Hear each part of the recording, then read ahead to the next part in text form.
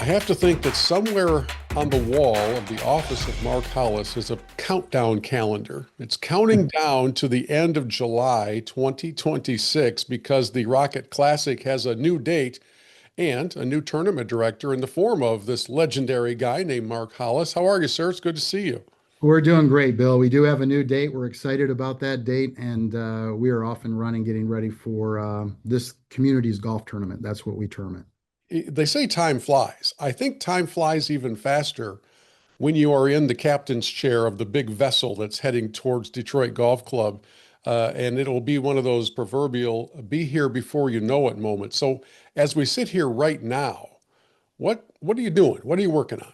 Well, Dan brought me down here in 2018 as a consultant, and one of them was to launch the Rocket Classic. And I'll tell you this, it's a lot easier to give suggestions and recommendations than it is to have to make decisions on certain aspects. And we're off and running right now on all the details. And a lot of folks that haven't been involved in running a tournament like this, it's like building a small city in a place where there's not a city. And the closest that I can compare it to is a basketball game on an aircraft carrier, right? It's not the typical place for a game, and you have to set up infrastructure and hospitality and all those different activities. And it's given me some energy. I'm excited about it. You know, the Rock Entertainment Group, which is Dan's sports arm, includes everything in Cleveland, a lot of the things that we do here in Detroit with the NFL draft, with the Final Four. Um, we've got the bandwidth to really make a difference, and it was the right time for us to do this. Yeah, it's such a big effort leading up to a tournament. You know, for fans who attend, they see the finished form, but they don't get to see the making of the sausage. And I'm kind of curious. You mentioned just briefly the playing of a basketball game on the deck of an aircraft carrier. You mentioned that because you helped put that together for Michigan State, amongst other just Herculean efforts. And I'm kind of wondering what led you to answer the call for this one? Why become the tournament director when I don't I don't have the impression that Mark Hollis is bored in his life. Why do this one? Well, I've been around the event since 18, and actually my son TR, who's a tournament director of another tour event down in Louisville, he and I were heavily involved at the beginning with Jason Langwell, with Casey Herbis, and being close to it from the beginning, and you could kind of see ebbs and flows with different aspects of the tournament. Uh, I wanted to take a personal challenge. You know, there was a need. I want to take a personal challenge of what can we do to take a sport that's so important to the state of Michigan. I mean, you look at the number of golf courses that we have per capita, it's right at the top of the country. People love the game. This is the only PGA Tour event in the state since the Buick. I never missed one of those. Mm. And it's something that, you know, you hope you can set up and have value for so many different aspects of what goes into this tournament. So the PGA Tour has to be pleased. Rocket, as a title sponsor, needs to have value and be pleased. The Detroit Golf Club and its membership need to be pleased, and the community needs to have some value. When I say community, this event is put on by the community. There's so many people that come in and help make it happen, but it's also for the community. So if we can keep that perspective and can kind of keep the value for all the different partners, I think we can elevate this to an incredible event. Mm. The one thing I want to mention, and you may want to bring it up, is Detroit Golf Club had a new renovation of the course, and it's a different course. Right, The right. PGA Tour at one time questioned whether it was a good enough course for the PGA Tour. Now it's at a point where, wow, you could have a major event out here, you know, one of the signature type events. So the evolution of the course, along with everything that we've done as a title sponsor, it's primed for to have a very good experience late July this year. Yeah, I was going to mention that because as soon as the winning putt dropped in 2025, I think the excavators came in and started like as soon as maybe the next day or Tuesday Yeah. with the overhaul of Detroit Golf Club and that Donald Ross golf course. What will be the most noticeable differences for fans and for players when they come out and see a Detroit Golf Club 2026 version? I think globally across the course, the biggest change is going to be just the beauty when you look at the greens, the sand traps, the what they've done with the fairways. But the biggest change is going to be Area 313, the loss of the pond that was out there, and they've changed with a berm and kind of a ravine that goes through and creates more of a challenge for the players from tee to green on 14.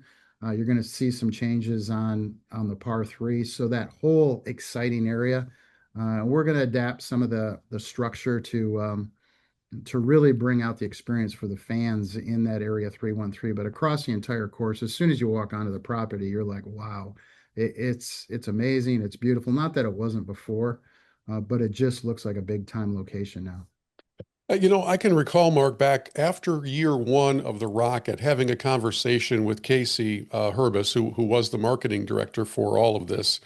And he said that businesses and corporations were lined up on a waiting list to get in for year number two and year number three because the first few iterations were just a resounding success. Is that still the case? Is the demand still there as strong to bring in that community support from the business world? And then we'll talk about kind of the gallery and fan size of things these days. How's the business demand? Yeah, I think it has to be high in order to sustain the years that we've had. We've had challenges every year with the Rocket Classic. The first one, we pulled off in less than a year, and then you go into the pandemic and the recovery from the pandemic, and you had a tornado whip through there one year that we had to recover. There's been challenges each and every year. A lot of folks may not understand that, Rocket as a title sponsor drives a lot of the revenues toward the player purse and toward what's called TV underpinning. So to run the event, you really have to rely. The majority of the event is supported by other corporations and companies that are either in the Detroit market or those that we bring in from a national standpoint. Without them, the event doesn't sustain itself and would go away. It's critical on us that we make sure that there's not an opportunity for apathy, that corporations are coming in, having a great experience. We're changing things and tweaking things. We're looking already at a variety of new initiatives that we can bring in from, everything from the swimming pool to fashion shows to a cigar lounge to a casino night to music. We're kind of vetting all of those different things to see what can we fit into a PGA Tour event. Not that we want to be a live, some folks have referred to that as sort of a frat party on a golf course. It's great what they do. I think the experience there is great. I do think there's things that we can do at PGA Tour events that kind of elevate the enjoyment for a family that comes or for a group of guys or a group of gals that want to come to the tournament. And that's what we're turning over right now, is to create those experiences so that everyone's walking away feeling, wow, that was better than last year. And are you finding that interest is still there, that the waiting list is still there from businesses? Oh, it's very high. And where it's not, I think you saw a little bit of overbuild last year where structure was built beyond what the demand was. And what we're doing is kind of tapering that back to where we were in 2019, 2022, of making sure the structure gives not only those that have the opportunity for hospitality to have great experiences, but those that are on the grounds. I mean, the energy of a PGA Tour event are those that are on the grounds that get to walk from green to green or tees and kind of engage. And we were sort of suffocating some of that with some of the structure where fans that were walking the course didn't have those open spots Hmm. to have those sight lines. And to me, while you have to generate the revenues, it's also critical that you create opportunities for fans that just want to come out with their kids or whatever Yeah. and see. And I take that back to my days at the Buick Open. I mean, I didn't have hospitality opportunities. I was a fan who jumped around. I'd get into the 17th green there and hoot and holler and things like that. And that's some of the things that we want to bring back. They did a great job at the Buick Open, and that's what we're trying to do here. I'm glad you mentioned the Buick. I was just talking with somebody the other day about the future of the Rocket and how emotional and difficult it was when the Buick went away, Mhm. and how with this golf crazy state, with such passion and enthusiasm for the game here, the state has to have a PGA Tour event. And yet, at the same time, from an observation of a guy who covers the event, I'm not doing all the hard work behind the scenes. It has felt like for the last few years that the tour itself hasn't valued the Rocket enough. It kind of feels, I don't know why. Maybe I'm observing this from a non-qualified standpoint, but it just felt like with the date and the way that they treated it and the always escalating asks for more money from the Rocket for the, for the purse and all of these different things.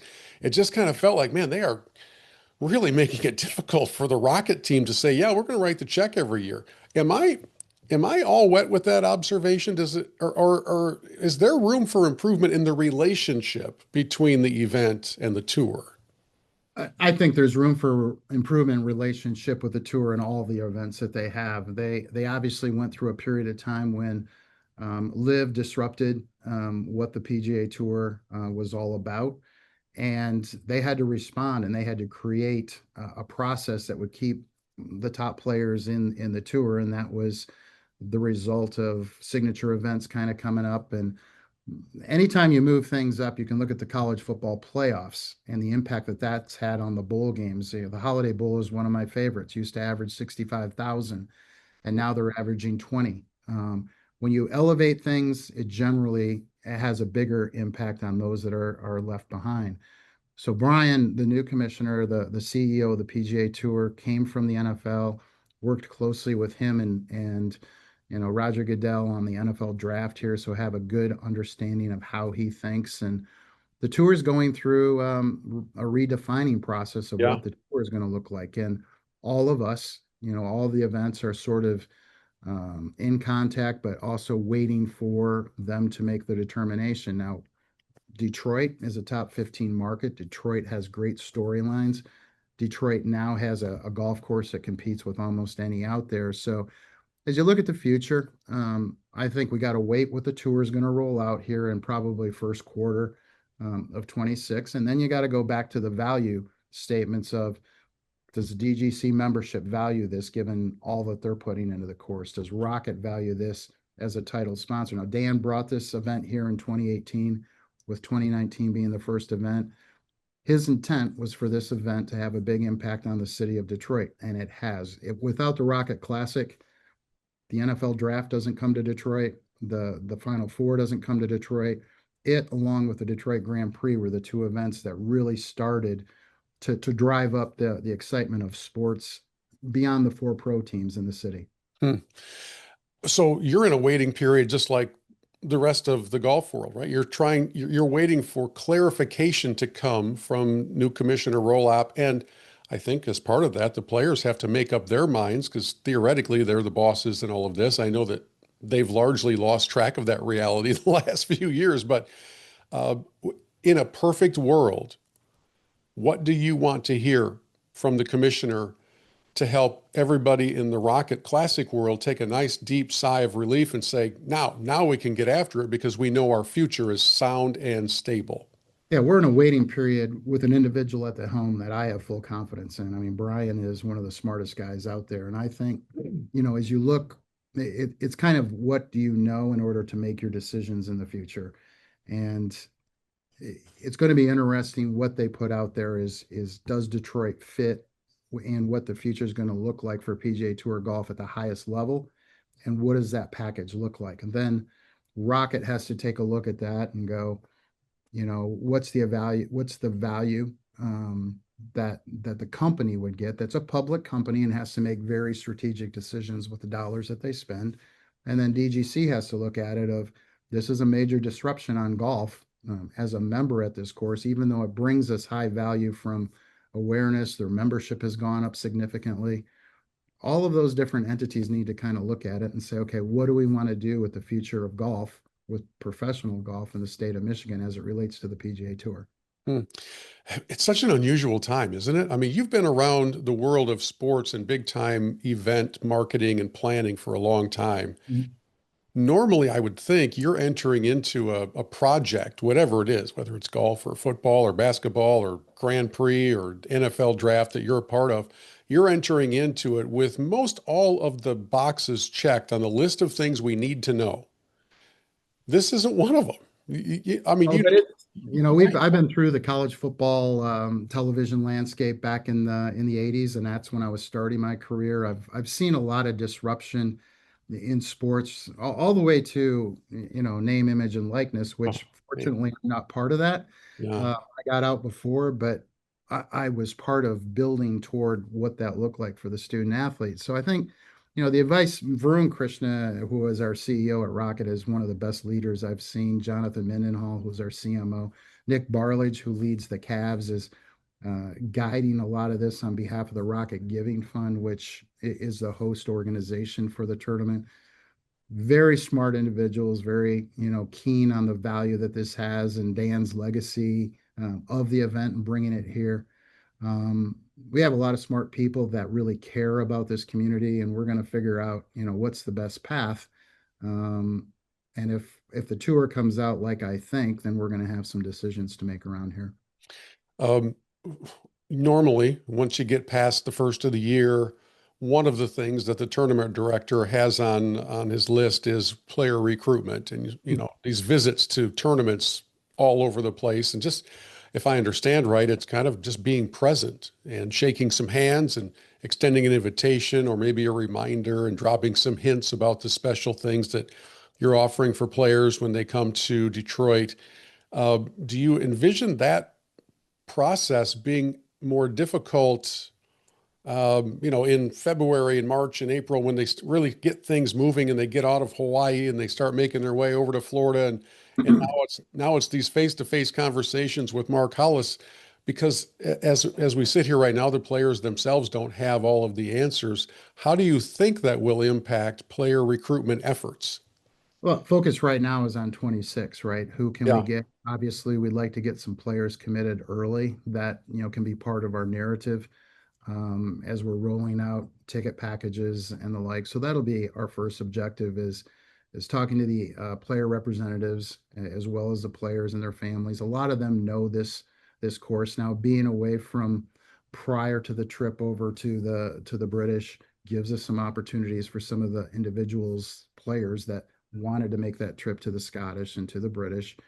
They now have an open window. You're 2 weeks prior to the FedEx starting. So players that are outside that window to qualify are going to want to pick up some points, which is advantageous for the Rocket this year. And there's a lot of things that are in play for us. I have close relationships with many of the agents already that I've seen over the time, and we've already started that process of, who's interested, who wants to come, and what can we do to enhance, that opportunity for a player to commit early so they can be part of the Rocket story, not just the week of the tournament, but leading up to it. yeah.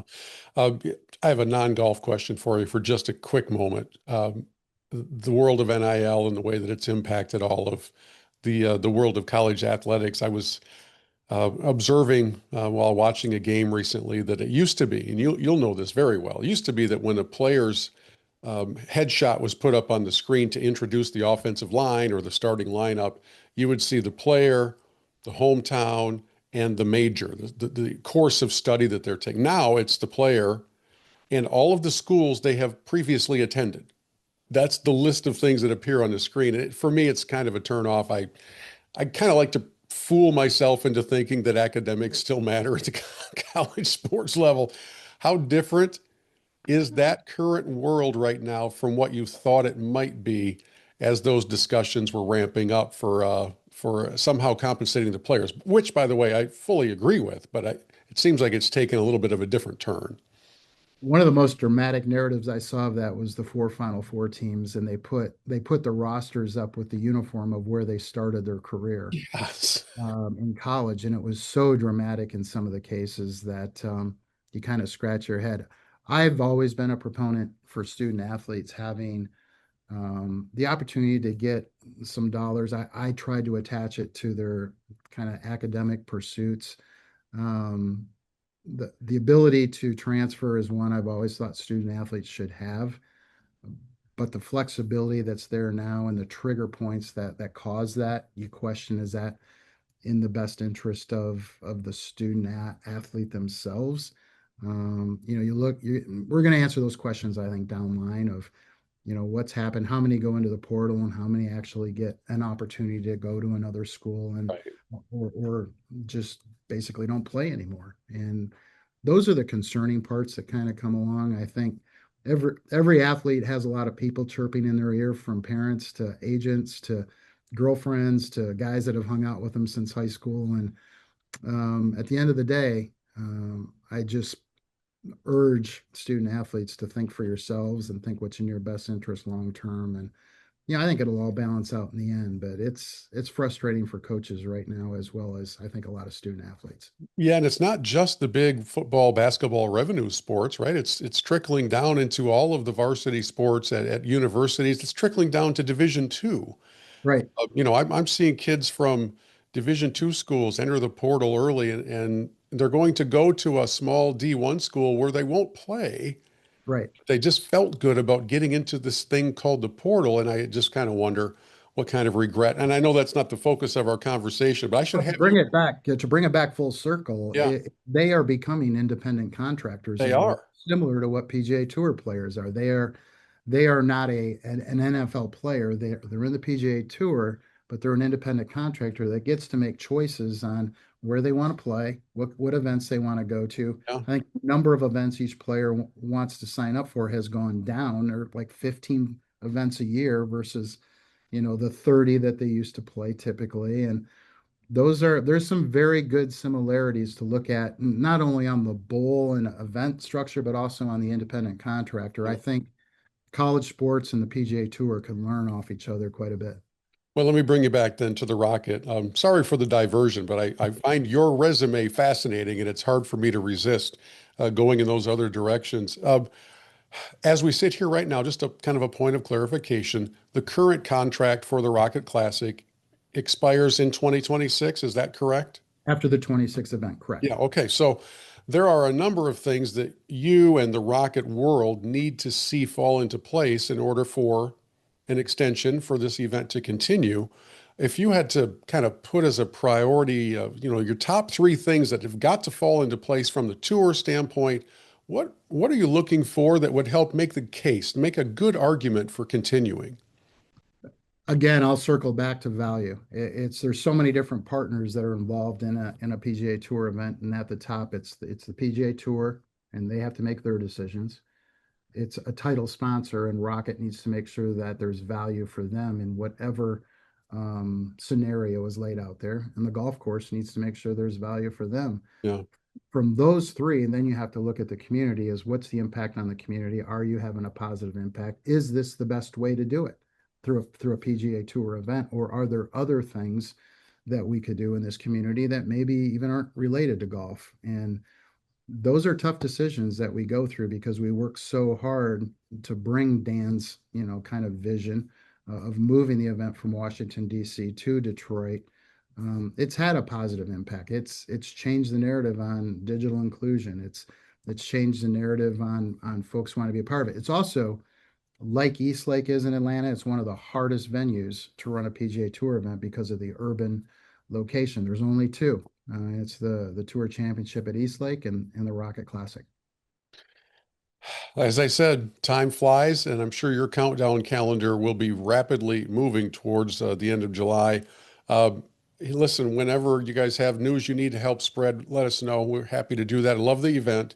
Want to see it continue, and I do stand by the belief that this state is too golf centric to not have a tour event. So we will hope that all of those puzzle pieces come into place and that the focus can be on community impact, maybe even more than the size of the giant novelty check that has to be handed out on Sunday afternoon.